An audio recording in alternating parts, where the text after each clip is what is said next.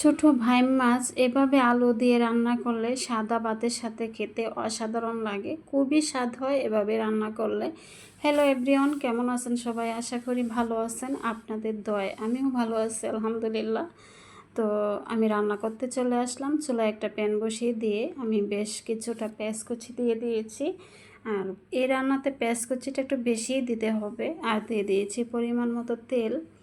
দিয়ে একটু নেড়ে ছেড়ে নিয়ে আমি এখানে দিয়ে দেব লবণ। আমি স্বাদ মতো লবণ দিয়ে দিয়েছি। দিয়ে আমি পেঁয়াজটাকে এখন ভেজে নেব।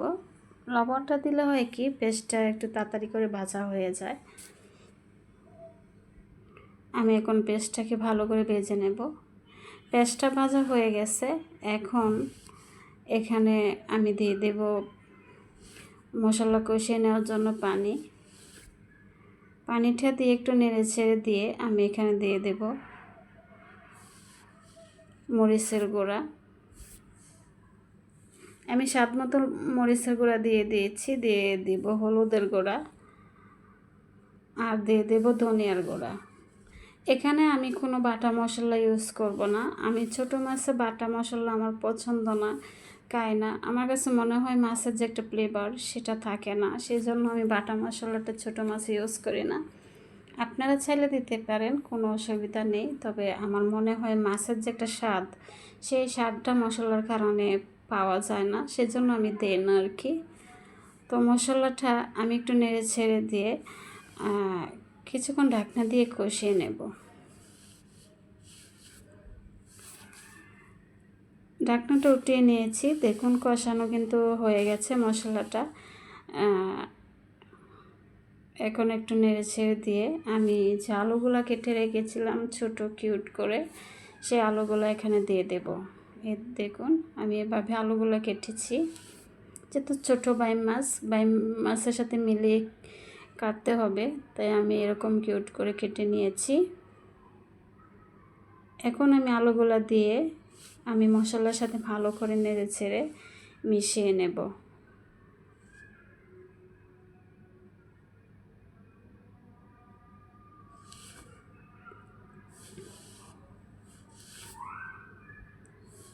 একটুখানি পানি দিয়ে দিয়েছি যেন আলুগুলো একটু সিদ্ধ হয়, তাই একটু পানি দিয়ে দিয়েছি। এখন ঢাকনা দিয়ে ডেকে কিছুক্ষণ কষিয়ে নেব।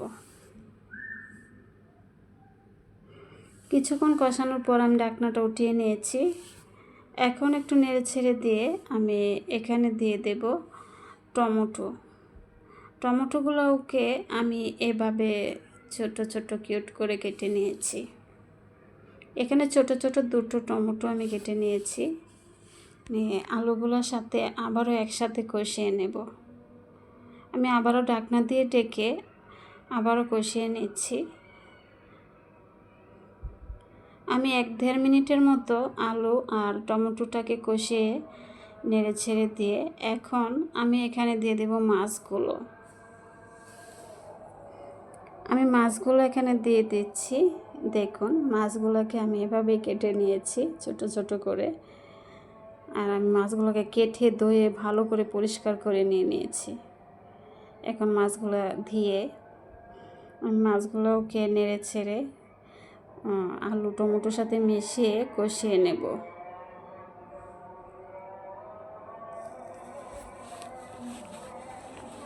আমি ভালো করে নেড়ে ছেড়ে দিয়ে আবারও ঢাকনা দিয়ে ডেকে কিছুক্ষণ মাছ সহ আলু টমেটো সহ একটুখানি কষিয়ে নেব।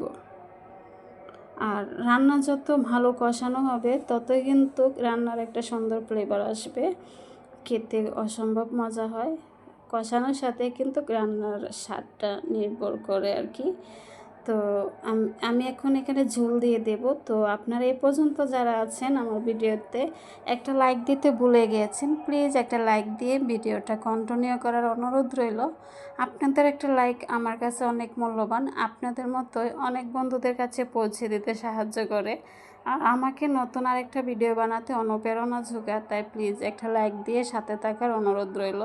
আর আমার ভিডিওটার যদি কোনো অংশ ভালো লেগে থাকে তাহলে আমার চ্যানেলটাকে সাবস্ক্রাইব করে দিয়ে আমার পাশে থাকার অনুরোধ রইল। আপনারা যারা সাবস্ক্রাইব করে দিয়েছেন আপনাদেরকে অসংখ্য অসংখ্য ধন্যবাদ। আর দেখুন, কথা বলতে বলতে রান্নাও প্রায় শেষ। রান্নাটা কিন্তু খেতে অসম্ভব মজা হয়েছিল। আপনারা কমেন্টে বলবেন রান্নাটা কেমন হয়েছে। তবে খেতে অসম্ভব মজা হয়েছিল। যেহেতু ছোটো মাছ, এটা নদীর মাছ, চাষের না, খেতে কিন্তু অসম্ভব মজা হয়েছিল। আর কালারটাও সুন্দর এসেছে। আপনারা বলবেন কেমন হয়েছে। ধন্যবাদ। আজকের মতো এখানেই রাখছি।